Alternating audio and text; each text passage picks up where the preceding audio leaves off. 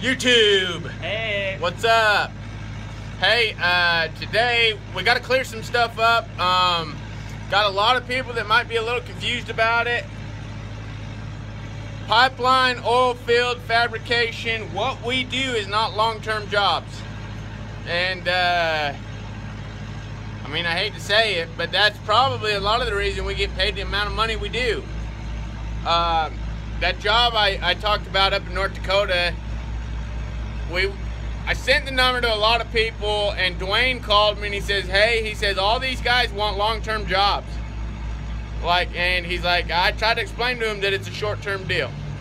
The oil field is short-term. I mean, you go to a job, you do the work, you get laid off. You go to the next job, you do the work, you get laid off. Getting laid off is inevitable. You will get laid off. And it's something that you got to either get comfortable with, or what do you think? Or just not get involved in it, because you're going to get laid off. I mean, these jobs range from 2 weeks to, well, no, I've had jobs last up to 2 days.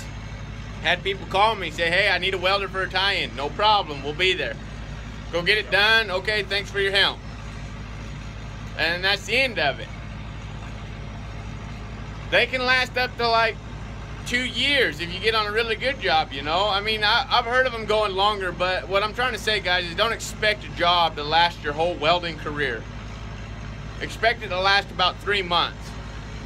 Come tax season, me and Jed both have like 9, 10, sometimes 15 different W-9s and 1099s for tax season, meaning we worked for 9 to 15 different companies that year.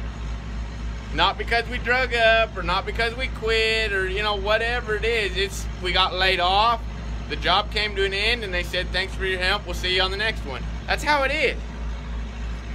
Another point is that they're not all in the same location either. Hey guys.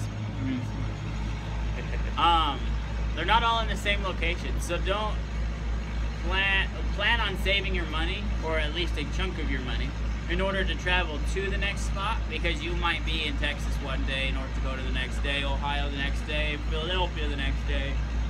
Yeah, you could be traveling quite a bit. Guys, to do this, you got to be willing to move. You got to move where the money is. If you're not fully committed to chasing the money, that's basically what we do. We chase money. I mean, if the job ends, we go somewhere else to get a new job. If you cannot pick up and go, or leaving your family for 3 or 4 weeks at a time, or, you know, whatever is hard to do, which I understand it's hard to do, but if you cannot do it, this is not a good thing to be involved in. Right. You can go be in the fabrication, like a shop, and usually they'll keep welders busy for years. As long as they keep bringing in work, they'll keep you busy. So just some thoughts, just trying to clear it up a little bit. You are going to have to move. You are getting laid off, and that's the reason they pay us the money they do. Hopefully that clears it up. I hope it clears it up. I hope it doesn't discourage anybody from being involved in this. But seriously, when you commit to making this kind of money, and you're going to go drop, you know, 50 grand on a welding truck, you better be fully committed to putting that truck to work, because it's a lot of money to be dropping on a truck just to, you know, look at. You don't drop money on a $50,000 truck to go make $20 an hour. Let's put it that way.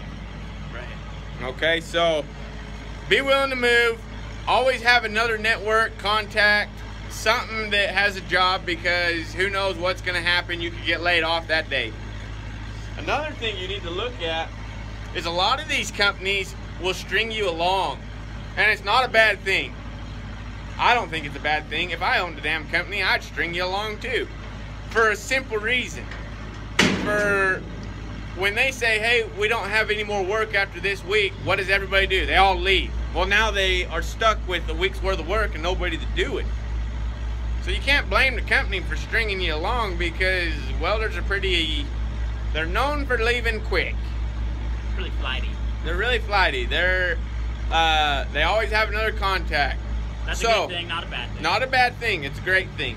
You meet a lot of people that way. But always be looking. When you can tell that the job's coming to an end, try to get a straight answer out of somebody. Some companies are really honest with you, and some of them, they've had a lot of welders and a lot of people leave them right in the middle of a job. So they're going to string you along to the end of it, and then one day you're just going to get asked to be done. So, I mean, you can't blame them. That's just part of this deal.